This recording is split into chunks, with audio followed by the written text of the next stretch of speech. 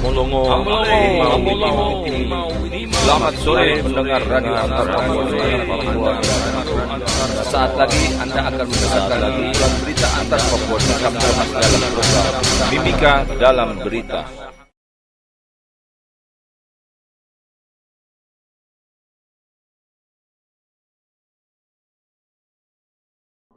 Polisi ungkap hasil otopsi 4 jasad mutilasi. Penyidik Polres Mimika melalui Kasat Reskrim Polres Mimika, Ibtu Bertu Haridika Eka Anwar ungkapkan hasil otopsi 4 jasad korban di sela-sela prosesi kremasi jasad tubuh korban di Kampung Kadunjaya, Distrik Waniam, Kabupaten Mimika, Jumat 16 September 2022. Berdasarkan hasil otopsi oleh Bidokes Polda Papua terhadap jasad pertama yang teridentifikasi sebagai Arnold Lokbere, pada bagian tubuh mayat korban ditemukan satu luka terbuka pada punggung sisi kanan, sesuai dengan luka tembak masuk, serta satu luka terbuka pada dada sisi samping kanan, sesuai dengan luka tembak keluar. Ditemukan luka-luka pada kedua lengan, tangan, perut, dan paha akibat benda tajam, serta tanda-tanda yang dapat dan sesuai dengan tindakan mutilasi. Sebab kematian dari jasad pertama adalah luka tembak pada punggung menembus keluar di dada samping kanan. Selanjutnya, terhadap jasad kedua pada pemeriksaan bagian tubuh korban teridentifikasi sebagai laminal nirigi, yakni ditemukan luka-luka perut dan paha akibat kekerasan benda tajam serta tanda-tanda sesuai dengan tindakan mutilasi. Tidak ada bekas tembakan, sehingga perkiraan kematian korban berdasarkan ekstrak lambung adalah 4-6 jam sejak makan terakhir kali. Terhadap jenazah ketiga teridentifikasi sebagai Irian Nirigi, yakni ditemukan luka-luka terbuka pada punggung sisi kanan dan dada sisi kanan depan, yang dapat sesuai dengan luka tembak masuk dan luka tembak keluar. Kemudian luka terbuka pada perut akibat kekerasan benda tajam, dan luka-luka terbuka pada perut serta punggung yang diakibatkan mutilasi. Kematian korban disebabkan luka tembak pada punggung kanan yang tembus dada kanan. Kemudian jenazah terakhir Atistini yang diperiksa pada bagian tubuh korban berupa sebagian kecil tulang belakang, sebagian kecil tulang panggul, dan paha teridentifikasi sebagai Geniustini atau Atistini. Ditemukan tanda-tanda terpotongnya bagian tubuh gerak bawah, yakni lutut yang dapat dan sesuai tindakan mutilasi, namun tidak ada tanda-tanda bekas tembakan. Saat penyampaian itu didampingi Kapolres Mimika AKBP IGD Putra dan Dandim 1710 Mimika, Letkol Infanteri Dwi Cahyadi dan anggota gabungan TNI Polri lainnya. 3 terdakwa pengeroyokan di Busiri Ujung divonis berbeda. 3 terdakwa kasus pengeroyokan dinyatakan bersalah oleh Majelis Hakim dalam agenda putusan di Pengadilan Negeri Timika Kamis 15 September 2022 lalu. Sidang putusan dipimpin Hakim Ketua Wara LM Sombolinggi, Hakim Anggota Muhammad Irsyad Hasim dan Muhammad Husnul.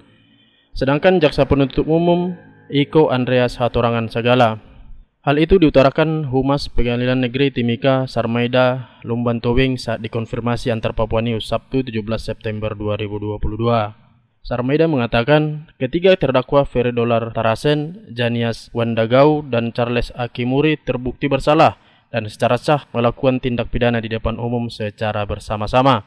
Majelis Hakim memvonis Ferry-Dolar Tarasen dan Charles Akimuri dengan hukuman 1,5 tahun penjara.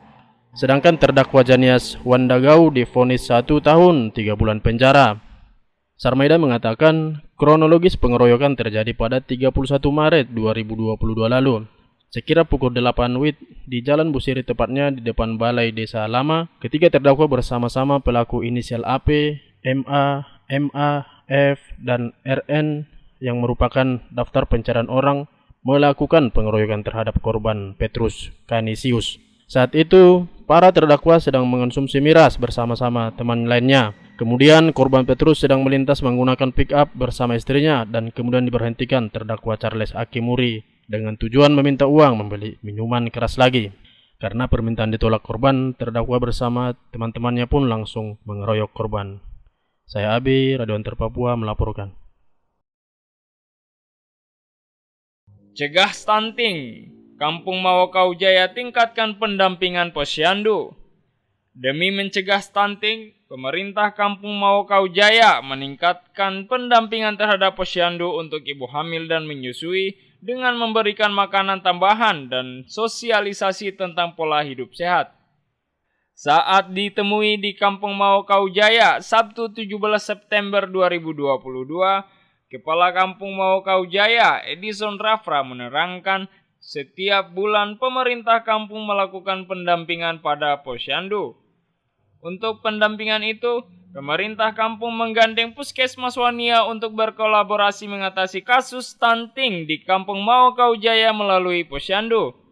Pendampingan dilakukan dengan pemberian makanan tambahan ini berupa susu, biskuit, kacang hijau, dan makanan-makanan bergizi lainnya. Edison mengatakan, selain pemberian makanan bergizi, pihaknya juga sosialisasikan pola hidup sehat pada masyarakat melalui PKK dan Kader Posyandu. Kepala Kampung Mawakau Jaya, Edison Rafra menjelaskan, pemerintah kampung mengalokasikan dana sebesar 50 juta rupiah untuk program pendampingan penanganan stunting. Edison menambahkan, penanganan stunting di Kampung Mawakau Jaya ini terbilang masih banyak kekurangan. Pemerintah kampung selama ini melakukan penanganan stunting secara mandiri dan hanya bertumpu pada dana desa tanpa adanya perhatian khusus dari pemerintah daerah. Edison berharap pemerintah dapat membantu pemerintah kampung untuk meningkatkan kualitas penanganan stunting di Kampung Mawakau Jaya. Dapat dana hibah 4,5 miliar rupiah, IKT ungkap pengajuan sesuai prosedur. Menanggapi isu terkait dana hibah sebesar 4,5 miliar rupiah, Ikatan Keluarga Toraja Mimika menyatakan pengajuan dana hibah tersebut sudah sesuai prosedur. Pada keterangan tertulisnya yang diterima APN Sabtu 17 September 2022, Ketua IKT Mimika Yusuf Rombe mengatakan IKT telah mengikuti prosedur sesuai Permendagri tentang pedoman pemberian hibah dan bantuan sosial. Yusuf mengatakan permintaan dana hibah itu untuk membantu pembangunan renovasi berat gedung Tongkonan. Renovasi gedung tersebut diketahui membutuhkan anggaran yang cukup besar lantaran ada perluasan gedung dan penambahan fasilitas. Perbaikan itu dilakukan mengingat gedung Tongkonan merupakan salah satu gedung serbaguna yang selama ini digunakan tidak hanya oleh kalangan masyarakat Toraja, tapi terbuka untuk umum. Yusuf mengatakan, sampai saat ini IKT belum menerima dana hibah dengan nilai 4,5 miliar rupiah karena APBD Perubahan Mimika tahun 2022 masih dalam tahap pembahasan oleh tim anggaran pemerintah daerah bersama Badan Anggaran DPRD Mimika dan tim evaluasi di Provinsi Papua. Yusuf mengatakan, persetujuan besaran nilai yang disetujui dari proposal IKT tergantung dengan kebijakan pemerintah daerah dan Badan Anggaran atau Banggar DPRD. Namun apabila Pemkab Mimika tidak mengalokasikan dana untuk IKT, maka IKT tetap menjalankan pembangunan secara swadaya seperti yang sedang berjalan. Saya Muhammad Wahyu Walerubun, Radio Antar Papua melaporkan.